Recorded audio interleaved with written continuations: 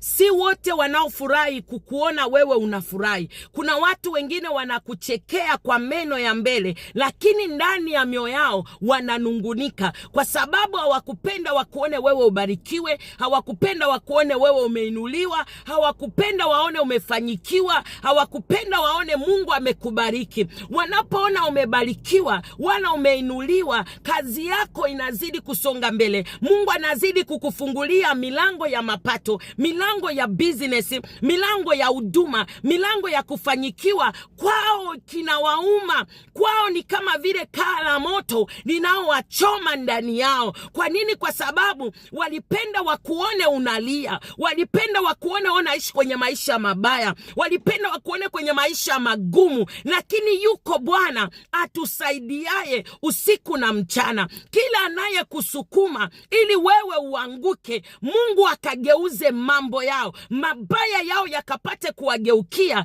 mabaya walioyapanga kwa siri yakapate kuwageukia. Nikisoma neno la Mungu kwenye kitabu cha Zaburi 118 mlango wake wa 13, Daudi anasema, ulinisukuma sana ili nianguke, lakini Bwana akanisaidia. Kila anaye kusukuma ili wewe uanguke, Mungu akulinde. Akutumia watu watatu ambao ni Mungu Baba na Mwana na Roho Mtakatifu wawe nyuma yako. Wakati watakusukuma, wao watu wakukushikilia nyuma yako. Hata watakusukuma mbele, wakushikilie mbele yako katika jina la Yesu. Sijui ni nani anayekusukuma, sijui ni nani anakutakia mabaya, sijui ni nani anakuroga usiku na mchana, sijui ni nani hapendi kuona ukifurahi, lakini ninakuombea kama vile Mungu alivyogeuza mipango ya Naamani mibaya ikamgeukia na kumumaliza, hata Mungu ageuze mipango yao ikapate kuanguka,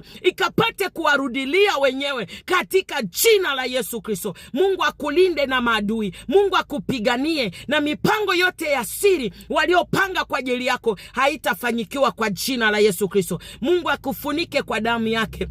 Na kwa hii wiki ambao leo ni Tuesday, Mungu akulinda, kupiganie. Damu ya Yesu ikapate kukufunika, nuru ya Bwana ikapate kukuangazia. Mungu akuagizie jeshi la malaika ambao watatembea nao kwenye hii wiki yote, na watoto wako na mume wako na jamii yako wote. Utakayeenda kwenye safari, Mungu akulinde. Utakaenda kwenye kazini, Mungu akulinde. Utakaenda kwenye biashara yako, Mungu akulinde katika jina la Yesu Kristo. Kumbuka ya kwamba maombi ni nguvu, maombi ana uweza wa kuharibisha kila mipango yote ya adui ambaye ametenda. Si lazima nifunge macho niende for 1 hour, but ukiomba maneno unatamka kwa jina la Yesu kwa imani, na yote yanatendeka. Kwa hivyo Mungu akulinde. Share maombi haya kwa watu wengine ili nao Mungu akapate kuwapigania. Shalom, God bless you. Uwe na wiki njema ya baraka. Mungu anakupenda na Mungu anakuazia mema. Usisahau, kama bado hujampokea Yesu, umpokee Yesu kuwa Bwana na mkombozi wa maisha yako